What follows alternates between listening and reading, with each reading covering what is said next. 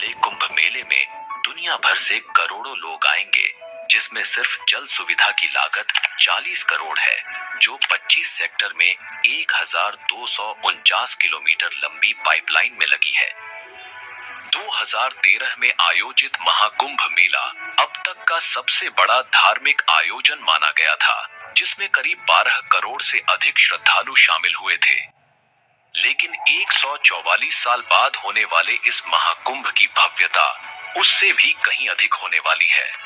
देश विदेश से 40 करोड़ से ज्यादा श्रद्धालुओं के आने की उम्मीद है और इसकी विशालता का अंदाजा इसी बात से लगाया जा सकता है कि इसका अनुमानित बजट 6,382 करोड़ रुपए है।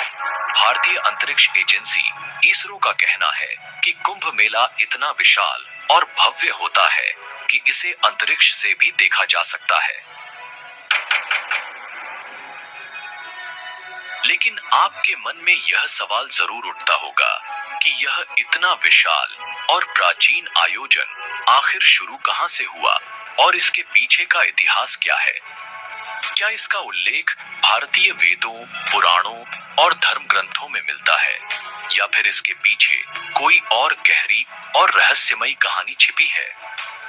और सबसे रोचक बात यह है कि कुंभ के शाही स्नान का पहला अधिकार केवल नागा साधुओं को दिया जाता है, जबकि अन्य साधु संतों को उनके बाद स्नान करने का अवसर मिलता है। इस विशेष परंपरा के पीछे छिपा है एक अद्भुत इतिहास, जो नागा साधुओं को इतना विशिष्ट और सम्माननीय बनाता है। महाकुंभ का आयोजन प्रयागराज के त्रिवेणी संगम पर होता है, जहां गंगा, यमुना और सरस्वती नदियों का संगम माना जाता है। लेकिन यहाँ केवल गंगा और यमुना ही दिखाई देती हैं। तो आखिर कलयुग में सरस्वती नदी अदृश्य क्यों हो गई? क्या यह केवल एक धार्मिक मान्यता है, या इसके पीछे कोई गहराई से छिपा हुआ वैज्ञानिक रहस्य है?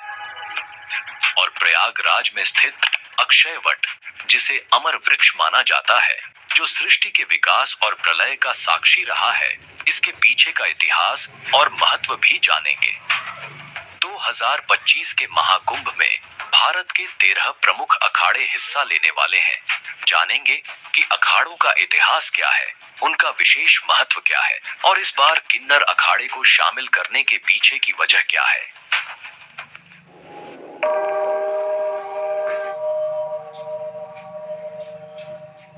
इन सभी सवालों का जवाब और महाकुंभ के अनसुने रहस्यों की परतें इस डॉक्यूमेंट्री में हम आपके सामने खोलेंगे। तो जुड़े रहिए हमारे साथ, क्योंकि यह केवल एक मेला नहीं, बल्कि है आस्था, इतिहास और संस्कृति का संगम।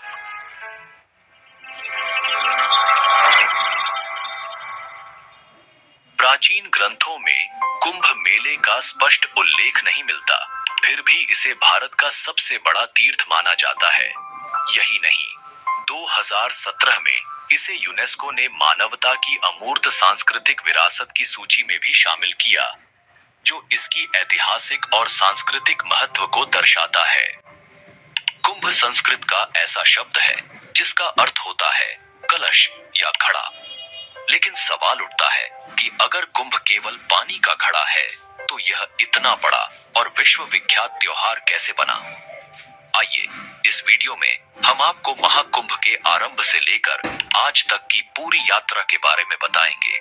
कुंभ मेले के इतिहास को समझने के लिए हमें दो प्रमुख पौराणिक कथाओं को जानना होगा, जो इस पर्व की गहराई और महत्व को उजागर करती हैं। महाकुंभ मेले की पहली कथा सर्पों और गरुड़ देव के बीच की है, जो ऋषि कश्यप और उनकी दो पत्नियों कद्रू और विनता से जुड़ी हुई है। कद्रू और विनता, जो आपस में बहनें थीं और ऋषि कश्यप की पत्नियां भी थीं। एक दिन कद्रू ने ऋषि कश्यप से वरदान मांगा कि उसे 1000 विषैले और शक्तिशाली पुत्र चाहिए। ऋषि कश्यप ने तथास्तु कहा और कद्रू को 1000 अंडे प्राप्त हुए।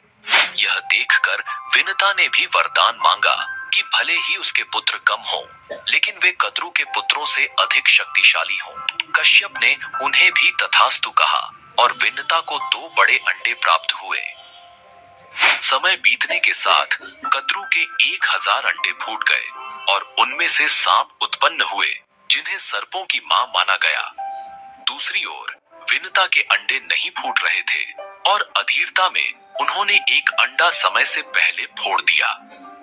उसमें से एक अधूरा प्राणी निकला जिसका शरीर कमर तक ही विकसित था। वह गुस्से में बोला, माँ, आपने मेरे साथ यह अन्याय किया, लेकिन कृपया दूसरे अंडे के साथ ऐसा मत कीजिएगा। वह प्राणी उड़ गया और उसका नाम अरुण रखा गया। आगे चलकर वह सूर्यदेव का सारथी बना।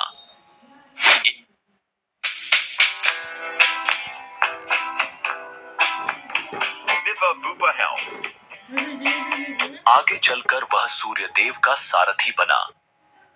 एक दिन कद्रू और विनता ने सूर्यदेव के सफेद घोड़े को देखकर शर्त लगाई।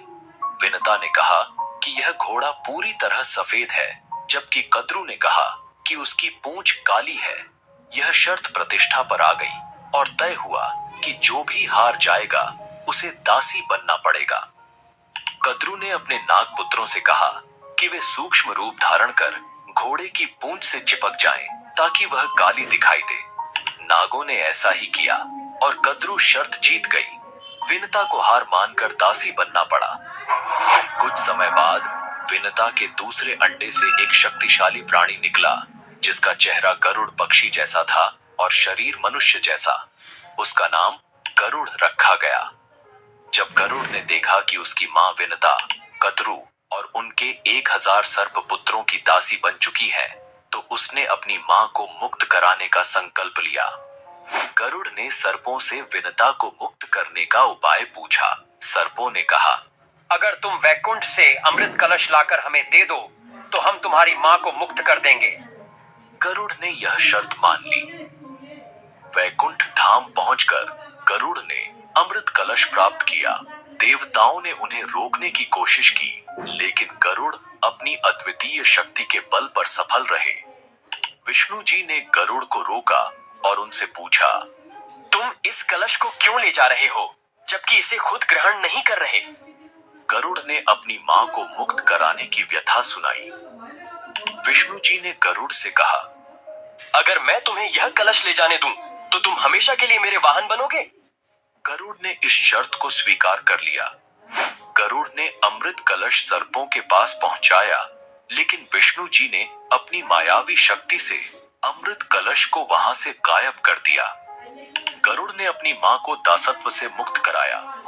इस यात्रा के दौरान गरुड़ पर इंद्र ने कई बार हमला किया, लेकिन वे असफल रहे। अमृत कलश से अमृत की कुछ बूंदें हरिद्वार, प्रयागराज, उज्जैन और नासिक पर गिरी। यही कारण है कि इन 4 पवित्र स्थलों पर कुंभ मेले का आयोजन होता है। लेकिन आगे बढ़ने से पहले इस वीडियो को एक लाइक करके चैनल को सब्सक्राइब जरूर कर लीजिए, क्योंकि ये आपके लिए 1 सेकंड का काम है, लेकिन इससे हमारी काफी बड़ी मदद होती है। महाकुंभ से जुड़ी सबसे लोकप्रिय कथा है समुद्र मंथन की, जिसे देवताओं और असुरों के बीच हुआ एक महान प्रयास माना जाता है। विष्णु पुराण के अनुसार एक बार दुर्वासा ऋषि ने एक दिव्य माला बनाई।